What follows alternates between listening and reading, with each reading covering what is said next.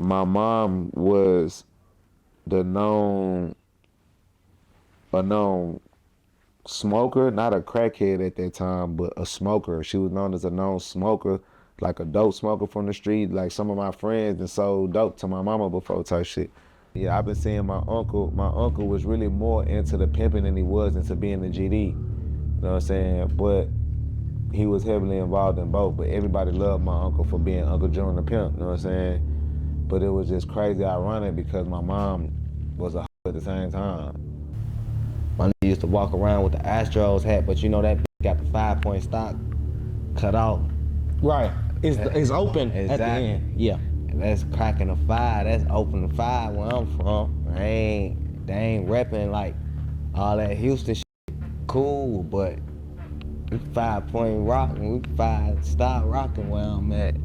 So it was like that shit used to be some funny shit. They be like, a country or a big, because we used to call them big when we from. Like, a big or a country. Take that hat off or some shit like that. Well, majority of times I can remember like the summer times, A-Walk just out there, raw as hell, rapping, bars, off the brain though. Like this 05, 04, like what the f? I ain't never saw that shit. Like we do that shit now, but he was doing that shit back then. Freestyle. We call it freestyle. But I'm saying freestyling, but like now because you know freestyling is just you'll call it writing their whole songs like that, so it ain't freestyling. Right. So this basically writing in his head, gang. Like I just remember what the f? I brought the hip hop rapping to that street in Chicago. Like, hey, real tone, there's some real money in the room. My mom is still fighting her drug addiction with crack cocaine and heroin. She's still shooting up dope. She was staying on the north side of Chicago by Lake Michigan, like closer to the downtown area. So it kind of had that slight feeling of a slightly cleaner, better version of Chicago, but it's still Chicago. It's, you know what I'm saying, like real druggy, prostitutes, Mexican, Latin kings. It's just a lot of that type of shit going on, you know what I'm saying, over there where my mom lived at, and we stayed in like these very, very small, one room type efficiencies where they basically just had the kitchen and the living room was connected in one room, and then the door for the bathroom and the bedroom was like in the same space. So your bathroom and your toilet and your bathroom is in a corner of the bedroom without a separation like type deal to it. Like some weird 1950s poor Chicago shit is still there because this building been here since the 1950s. But we living in this in the 2000s. You know what I'm saying? But we still living in some, like this some shit we don't see in the South. Right. Like these classic New York, East Coast, Chicago, Midwest style buildings, 70 and 90 floor project style buildings, you know what I'm saying? I was living in shit like that. And then she moved to the west side for a little while. She had a husband that she lived with. We stayed in some up projects on the west side, and then while really majority of my time was on 73rd and 80 was my grandma though. It was like growing up, boom, because it was regular shit, regular day. We all stay in that granny crib for the summer. That's how it used to be in summertime. Summertime, we was just at granny crib for the whole summer. Like, I don't know why it was like that, but I was always at my granny crib for the whole summer. And then shit. This roller? Yeah. Oh yeah, I was at my granny crib for the whole summer and shit. Yeah, that's how it used to be, like back in the days, like Ed, like you know, in Chicago, like that's just how it be, like period, like out of school, when you get out of school and shit, you go fuck with your granny, like that's just how it mostly is in Chicago. Like your granny crib is basically the most safest, most homiest spot, wherever, like, you see what I'm saying, period, like in the city. So go to granny crib, that's at home. Granny crib, 73rd and 8th, you dig what I'm saying? You were raised by your grandparents? You could say that. I'll bounce around. You know, I was like, might get mad at my grand. But like when I was born, my mama had my brother when she was like 13, 14, then had me at like 17, so she was young. So my grandma took me. But I always be back and forth, bro. You know what I'm saying? Like, my grandma might, I don't like, well, I ain't gonna say that. My grandma probably, you know, grandma might have something going on where you going back to your mama house. Then I go to my mama house and she do something, kick my ass or something. I don't want to be here. Send me to my daddy house, go to my daddy house. I know my daddy close to my grandma house. Go to my daddy house, I'm swerving back to the hood. You feel me? So everything I was doing, it'll always come back around to me. Getting back on 74th Street, I'm getting back to the area. Right. Oh, God. Oh, for sure. Cause again, my mom was still heavy on drugs. She was still living wild. So she and I was a young adult too. You know what I'm saying? At this time, I'm a young adult. I'm 16 years old, 17 years old.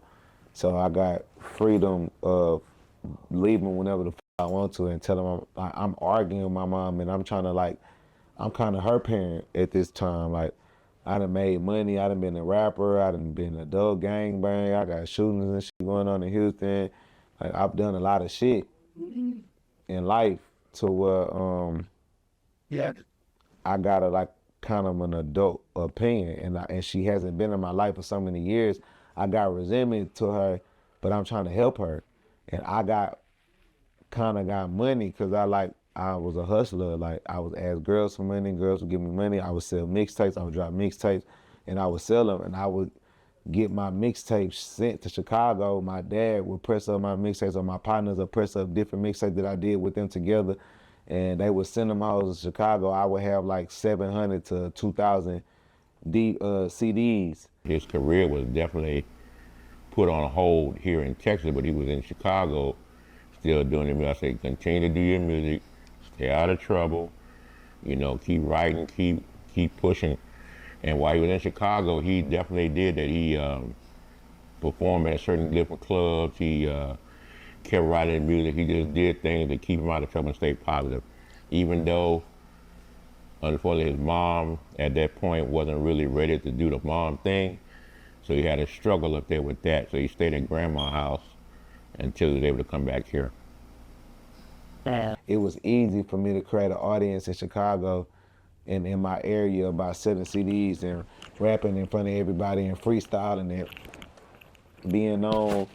Like, you know, you hear other rappers from Chicago mention my name and how I was when I was in Chicago and how much involved I was out there. Like, you hear the King Yellers and different from Chicago that have heard about me when I was out there. Well, majority of times I can remember like the summer times, Walka just out there raw as hell rapping, bars, off the brain though. Like this 05, 04, like what the f? I ain't never saw that shit. Like we do that shit now, but he was doing that shit back then. Freestyle. We call it freestyling. But I'm saying freestyling, but like now because you know freestyling just you'll call writing their own songs like that, so it ain't freestyling. Right. So this basically writing in his head, gang. Like I just like what the f? My nigga Shy, my nigga Bo used to record. He had the studio on the block. Yeah. That nigga was hard. He used to get on the green line, red line, and ride that bitch. Like, bro, where the f you been at? Man, I been on a train. I rode that bitch all the way to the north side, downtown, and back. Country ass. You know what I'm saying? You know, like, bro, country is here. But folks always, he been thorough, gang. Like, I don't know. My nigga used to walk. My nigga used to walk around with the Astros hat, but you know that bitch got the 5-point stock cut off. Right. It's open Exactly. at the end. Yeah. And that's cracking a 5. That's open 5 where I'm from. They ain't repping like all that Houston shit. Cool, but we 5-point rocking. We 5-star rocking where I'm at. So it was like that shit used to be some funny shit. They would be like, A country or A big, because we used to call them big where I'm from. Like, A big or A country. Take that hat off or some shit like that. My nigga say I ain't taking shit out of them. That shit used to just be some funny shit that used to go on and shit like that. Other than that, it was like shit, it was live. Like, the nigga came out there just like he fell in line with all the gangsters. Shit, shot money, Jetpack, rest in peace Jetpack, like rest in peace Black, Fat Rat. You feel me? Fell in line with all the gangsters. Shit, my nigga was a gangster. It was the same shit with me and it made us more live, like as kids, like, cause it was like, oh, there go your big cousin, like your big cousin, he ain't from around, like it's people that all the girls and shit, our partners are like they ain't never seen my big cousin and shit on a day-to-day basis, so now he out here on a day-to-day basis and shit. That was some, you feel me? It just made us even live, like. I was fighting, like I had a few disputes with certain people that I had, you know what I'm saying, to get stiff and fight, so like what type of nigga I was, but then they hearing about what I'm doing in Houston. My uncle, Shaheed, he was my mom next door neighbor. His mother is like my grandma too. She like raised me. His grandma, my grandma, best friend. So like he gave me a pistol, and he gave me weed and other shit to hustle and keep myself with money outside of the CDs I was selling, because I was making him use the studio equipment that he had, because he had studio equipment that he paid for, but they never would rap. And I was like, bro, y'all got all this studio equipment that you just spent all this weed money on, but you ain't rapping? Like, you tripping. Like, why y'all ain't rapping? So, like, I brought the hip hop rapping to that street in Chicago. Like, I made the whole street, the whole 1200 73rd and 1300 73rd will all come to my Uncle Shy house and come to the basement to watch me rap. Like, it became a spectacle. It became like a thing. Oh, Sheila's son up in there rapping. Oh, we finna go down there and watch Big rap. We finna go. They used to call me Lil Dirty, either Lil Dirty or Big. So, the way I dressed, I used to wear a lot of Vizu. I used to wear a lot of True Religion. I used to wear a lot of Red Monkey, Bake. I was always fly. I was always handsome, charismatic, conversational. So I always drew a lot of attention. I had jewelry. I had a gold grill. I had that stood diamond gold grill. I had diamond earrings. I had a little diamond chain. I had shit, you know what I'm saying, that just drew attention to me. And my mom was a known smoker, not a crackhead at that time, but a smoker. She was known as a known smoker, like a dope smoker from the street. Like, some of my friends that sold dope to my mama before type shit.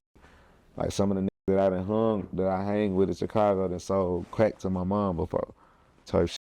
But my mom was also an exotic dancer and a car thief, and like, you know, she probably prostituted throughout life, obviously.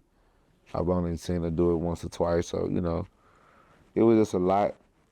But my life in Chicago was a whole different world from Houston. Right. Different struggle, different way of black people life.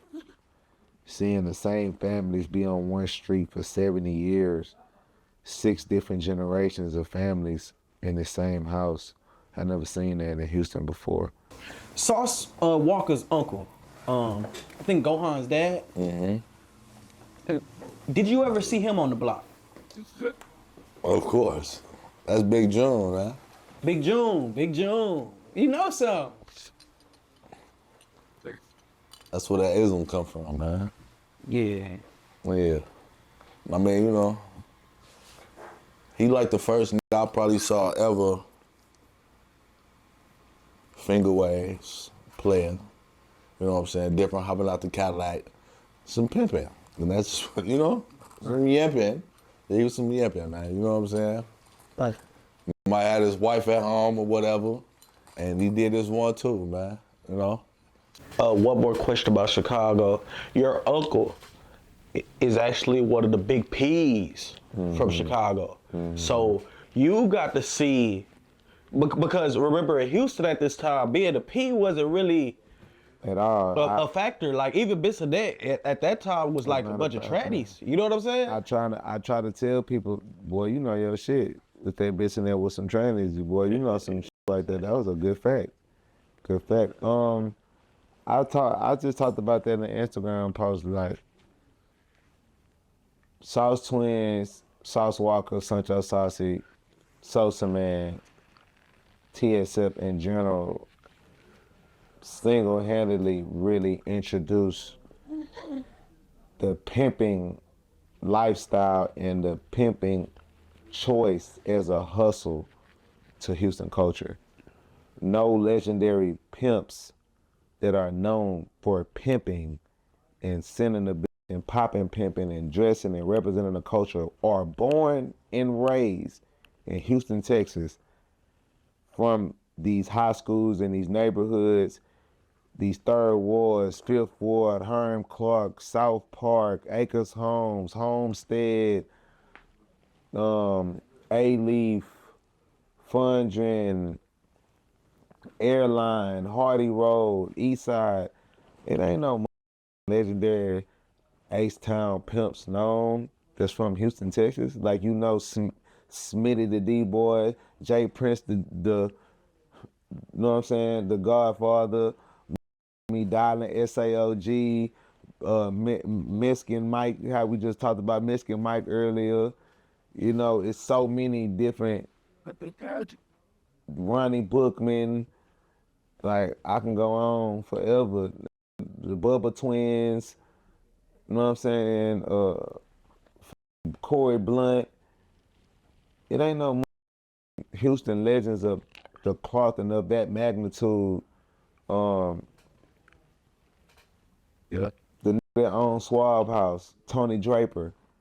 Like, these is real D-boys, real niggas who had say so and had their way in the early foundational build-up of the street side of Houston culture. Right. And the hustlers, none of these niggas was pimps. None of these people was known for pimping and pimping. Pimp C is from Port Arthur, Texas. Bun B is from Port Arthur, Texas. They not from Houston. And even still, with all respect to Pimp, Tony Snow was also known for selling bricks. Tony Snow. You know what I'm saying? So most of the pimps that was in Houston were from Memphis, or they was from like Galveston, like legendary P's from Houston that was like known for that shit. Them niggas was from Galveston. Breezy, Cadillac. Them niggas ain't from Houston. They're from Galveston. Just like the gangbangers shit. A lot of shit started in Galveston. They came to Houston that a lot of people don't really know and identify with. You gotta really be in the streets to know. So on the Chicago side, my uncle best friend is Scorpio the P. Scorpio the P is a 3-time, I think he won the Players Ball 3 years in a row. The official Players Ball 3 years in a row. He's a three-time consecutive Players Ball champion.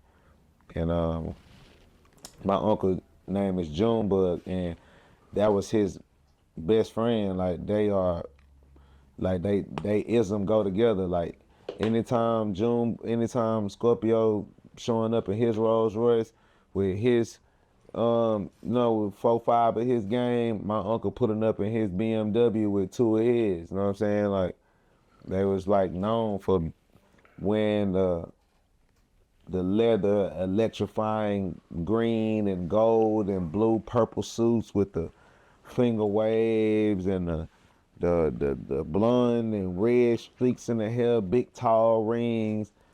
Yeah, man, Big June, man. You know, a lot of that shit came from him, man. The game, man. I had a situation, for real, with Fo's sister. You know, me and Fo's sister used to fuck around, me and Gohan. And, you know, I be like, you know, f on my daughter, whoop, whoop. But he so much a game, man, you know, I know how this shit go, youngster, you know what I'm saying? Little Yellow. My daddy named Yellow too, man. So yeah, man, I know how women is, man. You know what I'm saying? It went down. You know, you expect a like, damn, you with my daughter, woo-dee woo-woo. You know what I'm saying? You thought it was gonna be that, like, it wasn't that. It was like, that's how you know, like, the back in the day game was, you ain't even finna turn up, because the way they talk to you was not even, baby, you dig what I'm talking about. It was different, you feel me? Man, I didn't even think he was gonna understand me. But at that time, I'm like 18, 19. Right. I'm not knowing. He been doing this for a long time, so females gonna do what they gonna do, gonna say what they gonna say, you know what I'm saying? And your daughter or not, man, you know, a bitch is a bitch, you know? That's how it is. That's the honest truth with you. So it ain't no, his response kind of f***ed me up though. I didn't even know. You know, I thought the nigga was gonna, because it would have been me, I probably had a little nigga.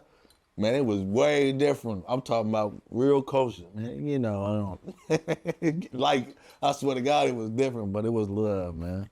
Yeah, I've been seeing my uncle. My uncle was really more into the pimping than he was into being the GD. You know what I'm saying? But he was heavily involved in both. But everybody loved my uncle for being Uncle John the Pimp. You know what I'm saying?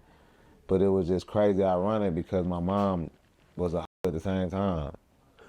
So it's like my uncle pimp and my mama's a stripper and doing whatever the fuck else under the sun. So it's like I was just exposed to that shit real young, and I just got a bunch of different periods of my life where I was in Chicago for a year and a half at a time, and I'm just downloading just different pieces of information from 9 to 10, or from 11, or 9 to 10, or like from 14 to 15, or like 6 months of that period I went out there. 14 to 15, my granddad drove to Houston and came and got me. Like also, it's been too long, it's been 5 years since we seen him. I'm finna drive down there in my RV and come get my grandson, and I'm gonna bring him back to y'all type shit. My daddy let me go. And I was like 14, but I hated it though, you know what I'm saying? But like, it was like my different times of life to where I never had like huge, long periods of time where I lived in Chicago, like for years, but my life was always, it was spread out in a way to where at every age group, I got a good year span of Chicago, of maybe 2 years, you know what I'm saying? So I went to elementary school out there for like a year and a half, 2 years. I went to Stagg Elementary for like 3rd and 4th grade. Some shit like that. My mama took me out there when I was like 6 or something, 5, 4 or something, one of them ages. Like I would always go back and forth. But majority of my time in my life was spent in Houston. Hey, real tone, there's some real money in the room.